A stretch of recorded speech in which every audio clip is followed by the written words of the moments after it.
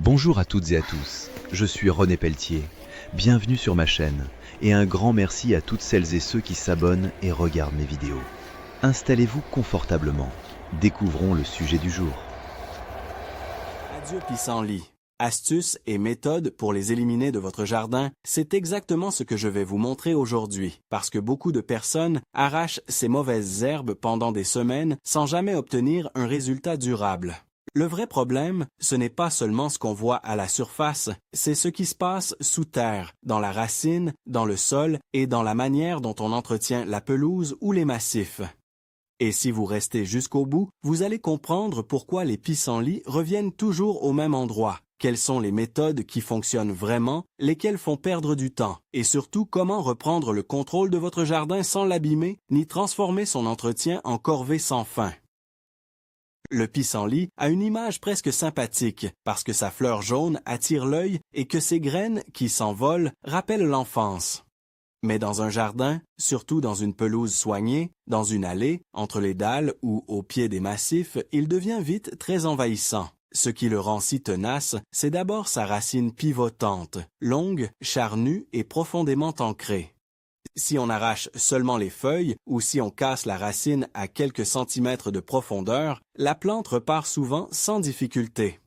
Beaucoup pensent avoir éliminé le problème, puis voient réapparaître une nouvelle rosette quelques jours ou quelques semaines plus tard. C'est exactement là que commence la frustration. Le pissenlit n'est pas imbattable, mais il faut le traiter de manière intelligente, avec de la méthode, du bon timing et une vision globale du jardin. Avant d'agir, je regarde toujours où les pissenlits s'installent. Ce détail est essentiel parce qu'ils ne poussent pas au hasard. Ils apparaissent plus facilement dans les pelouses clairsemées, les sols tassés, les zones pauvres en couverture végétale, les bords de jardins moins entretenus et les endroits où l'herbe est affaiblie. En d'autres termes, le pissenlit profite d'un déséquilibre. Si je me contente d'arracher les plantes visibles sans corriger les conditions qui favorisent leur apparition, je ne fais que traiter les conséquences. C'est pour ça qu'un jardin sans pissenlit, ou avec très peu de pissenlit, n'est pas forcément un jardin où l'on désherbe plus, mais souvent un jardin où l'on a renforcé le gazon, amélioré le sol et réduit les espaces libres. La première méthode, la plus simple et souvent la plus efficace pour un nombre modéré de pissenlits, c'est l'extraction manuelle complète. J'insiste sur le mot « complète ». Je n'arrache pas la plante à la main en tirant sur les feuilles, parce que cela casse presque toujours au niveau du collet. J'utilise un couteau désherbeur, une gouge, un extracteur de racines ou même un long tournevis robuste dans certains cas. Le bon moment pour intervenir, c'est quand la terre est légèrement humide, par exemple après une pluie ou un arrosage. Le sol humide permet d'entrer plus profondément, de desserrer la terre autour de la racine et d'extraire une plus grande portion du pivot sans le casser.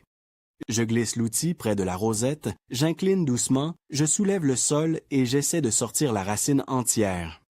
Si je vois qu'elle résiste, je recommence de l'autre côté au lieu de forcer. Cette patience change tout. Quand le pissenlit est isolé dans une pelouse, cette méthode est idéale parce qu'elle limite les dégâts. Je fais un trou propre, je retire la plante, puis je rebouche immédiatement avec un peu de terre fine ou de compost tamisé et, si besoin, je ressème quelques graines de gazon. Cette petite finition est importante car laisser un trou vide revient à créer une invitation pour d'autres adventices.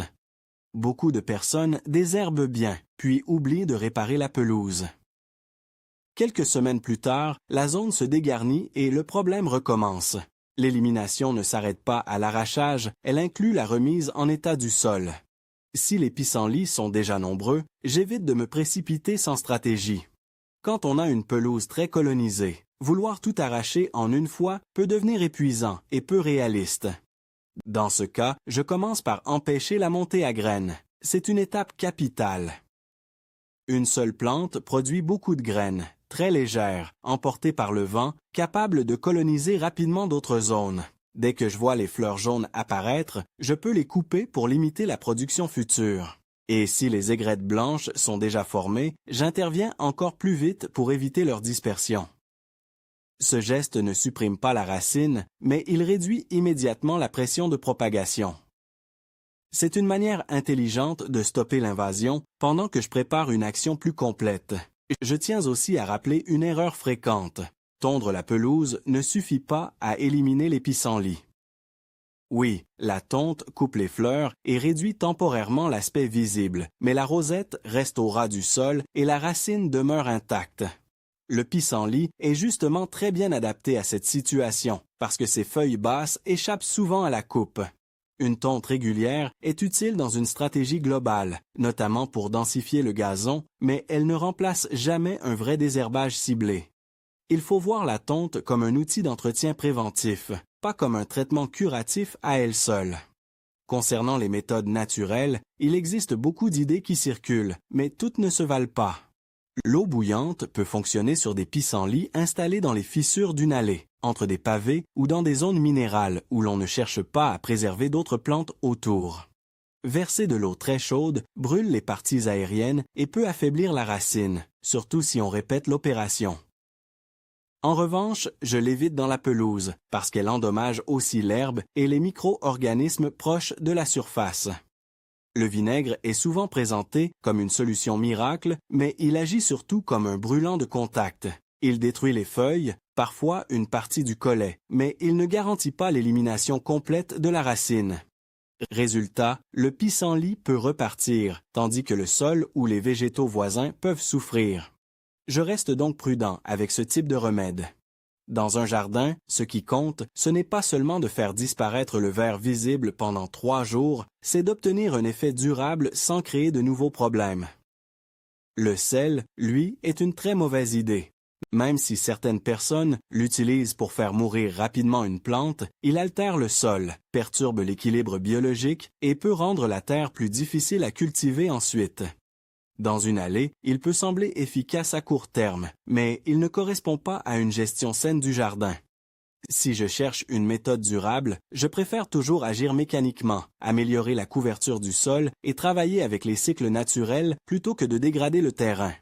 Pour les massifs, les bordures et le potager, ma méthode préférée repose sur le paillage.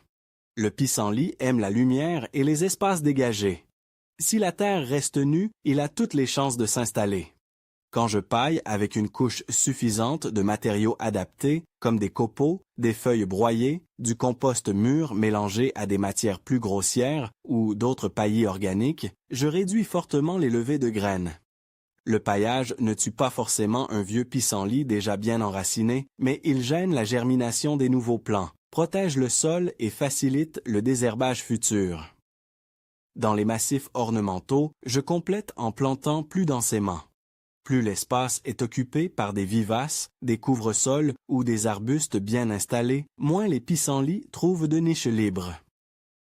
Dans la pelouse, la meilleure arme à long terme, c'est la densité du gazon.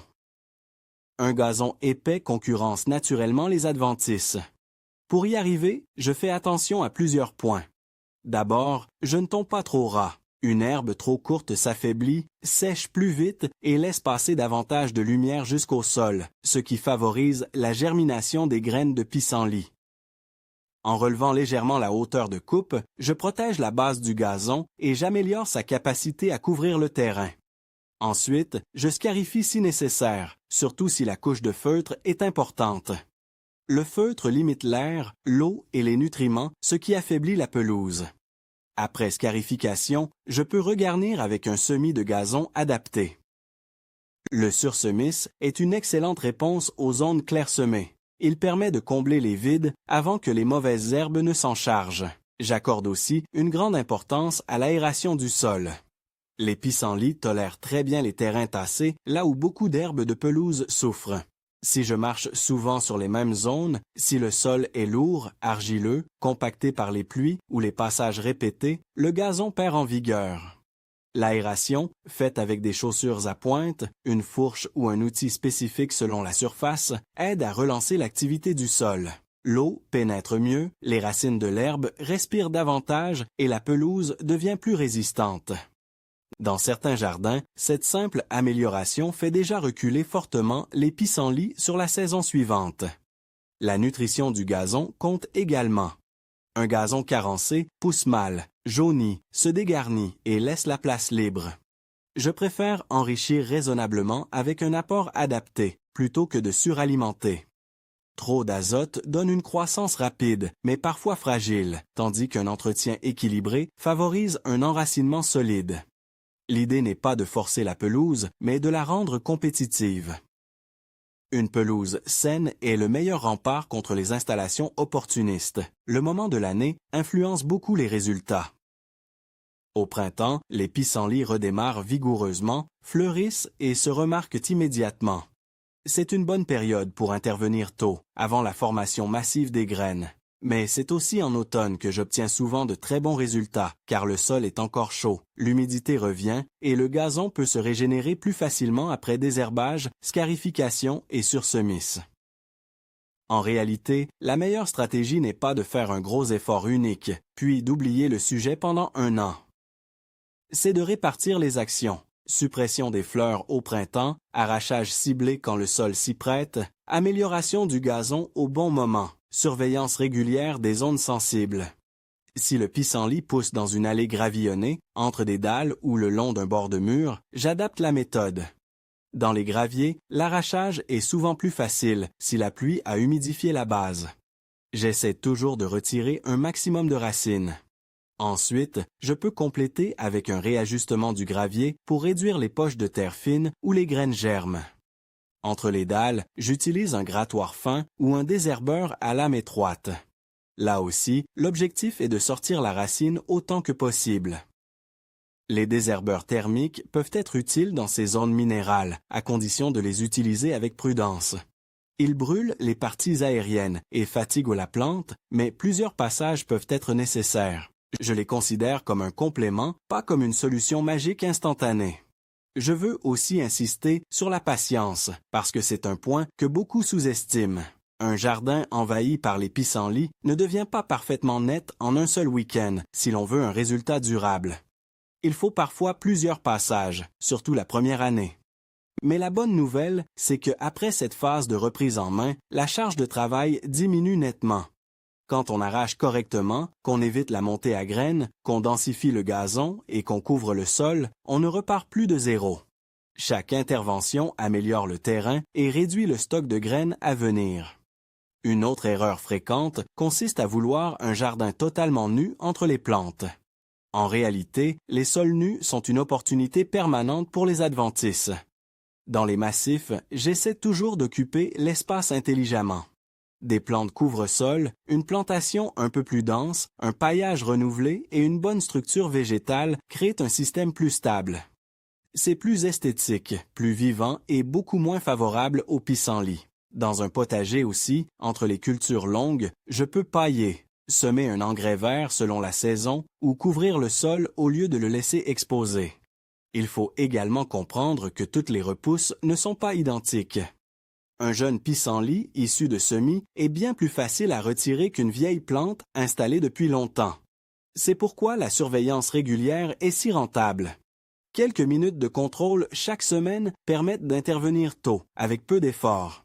J'observe particulièrement les bordures, les zones de passage, les endroits où le gazon est plus faible, les coins près du compost, les lisières et les pieds de mur. C'est souvent là que tout recommence. Plus je suis réactif, moins je dois fournir un gros travail plus tard. Certaines personnes se demandent s'il faut absolument éliminer tous les pissenlits. La réponse dépend du style de jardin recherché. Dans une pelouse ornementale ou un espace très soigné, on vise souvent une élimination maximale. Dans un jardin plus naturel, on peut tolérer quelques pissenlits dans certaines zones, notamment si l'on apprécie leur intérêt pour les pollinisateurs. Mais même dans ce cas, il est utile de contrôler leur expansion pour éviter qu'ils ne gagnent les allées, les massifs ou le gazon principal. L'important, c'est de choisir où on les accepte et où on ne les veut pas. Quand on ne fixe pas cette limite, c'est le pissenlit qui décide à notre place. Je conseille aussi d'agir avant que la plante ne soit en pleine vigueur. Une rosette jeune, avec une racine encore moins développée, se retire mieux. Dès que je vois apparaître les premières feuilles caractéristiques, bien dentées et plaquées au sol, je sais qu'il vaut mieux intervenir tôt. Attendre que la plante soit grande, florifère et solidement enracinée rend le travail plus difficile. C'est une règle simple mais essentielle dans toute gestion des adventices. La rapidité économise l'énergie. Quand j'extrais des pissenlits montés à graines, je fais attention à ne pas secouer les têtes plumeuses. Je peux même les enfermer directement dans un seau ou un sac avant manipulation si elles sont très mûres. Cela évite de disséminer les graines sur place. De la même manière, je ne laisse pas traîner sur le sol les plantes arrachées si elles portent encore des parties susceptibles de maturer. Une évacuation propre fait partie du processus. Ce sont de petits détails, mais ils ont un vrai impact à l'échelle d'une saison entière. Pour les grandes surfaces très infestées, il faut parfois accepter une remise à niveau plus profonde. Si une pelouse est très dégradée, compactée, clairsemée et pleine de pissenlits, l'entretien ponctuel ne suffit pas toujours. Dans ce cas, je peux envisager une rénovation plus sérieuse. Désherbage mécanique ciblé des plus gros sujets, scarification, aération, apport de terreau ou de compost fin, sursemis généreux, arrosage de démarrage, puis entretien rigoureux de la nouvelle couverture. Ce n'est pas la solution la plus rapide, mais c'est souvent la plus rationnelle si l'on veut transformer durablement une pelouse fatiguée en gazon dense et compétitif. Il y a aussi un point psychologique important. Beaucoup abandonnent parce qu'ils voient encore quelques pissenlits après leurs premières interventions. Or, quelques repousses ne signifient pas l'échec de la méthode. Elles montrent simplement qu'il reste des racines incomplètement extraites ou de nouvelles germinations venues du vent et du stock de graines déjà présent. Il ne faut pas viser la perfection immédiate, mais la diminution progressive. Si, semaine après semaine, le nombre baisse, si le gazon se densifie, si les floraisons deviennent plus rares, alors on est sur la bonne voie. Je préfère toujours une approche combinée. Je retire manuellement les plantes bien installées, je coupe les fleurs avant montées à graines, je répare les trous dans la pelouse, je sursème les zones nues, j'améliore l'aération du sol, je paille les massifs et je surveille les repousses. C'est cette combinaison qui donne des résultats solides. Chaque méthode seule a ses limites, mais ensemble, elles s'additionnent et renforcent l'effet global. C'est exactement la différence entre un jardin qu'on corrige sans cesse et un jardin qu'on stabilise. Si je devais résumer la logique, je dirais qu'il y a 3 niveaux d'action. D'abord, éliminer correctement les plantes présentes en visant la racine. Ensuite, empêcher leur reproduction en supprimant les fleurs avant dissémination. Enfin, rendre le jardin moins accueillant pour leur retour en renforçant la couverture végétale et la qualité du sol. Tant qu'on ne travaille que sur le premier niveau, on s'épuise. Dès qu'on agit sur les 3, le rapport de force change vraiment. Je fais aussi attention à ne pas confondre vitesse et efficacité. Une méthode agressive qui brûle tout en surface peut donner l'illusion d'un résultat spectaculaire, mais si la racine repart et que le sol s'appauvrit, on perd du temps. À l'inverse, une méthode manuelle bien faite, complétée par un bon entretien du jardin, paraît plus lente au départ, mais elle est bien plus rentable sur la durée. C'est cette vision à moyen terme qui permet réellement de dire adieu aux pissenlits, au lieu de leur livrer bataille sans fin chaque printemps. Et surtout, je garde en tête qu'un jardin en bonne santé se défend presque tout seul. Quand la pelouse est dense, quand les massifs sont couverts, quand le sol n'est pas compacté et que les zones vides sont limitées, les pissenlits ont beaucoup moins de place pour s'installer. Le vrai secret n'est donc pas seulement de savoir comment arracher un pissenlit, mais de comprendre pourquoi il était là et comment faire pour qu'il n'ait plus envie de revenir. C'est cette approche qui transforme l'entretien du jardin en quelque chose de plus simple, plus logique et bien plus efficace. Si vous appliquez cette méthode avec régularité, vous allez très vite voir la différence. Les plants isolés deviendront plus rares, les zones envahies se calmeront, la pelouse paraîtra plus homogène et l'entretien général demandera moins d'efforts. Ce n'est pas une promesse irréaliste, c'est le résultat d'actions cohérentes répétées au bon moment. Les pissenlits sont résistants, oui, mais ils ne résistent pas longtemps à un jardin bien géré. Et c'est exactement là que se joue la victoire. Non pas dans un geste miracle, mais dans une stratégie simple, précise et durable qui vous permet enfin de reprendre la main sur votre terrain et de profiter d'un jardin propre, équilibré et nettement plus facile à entretenir.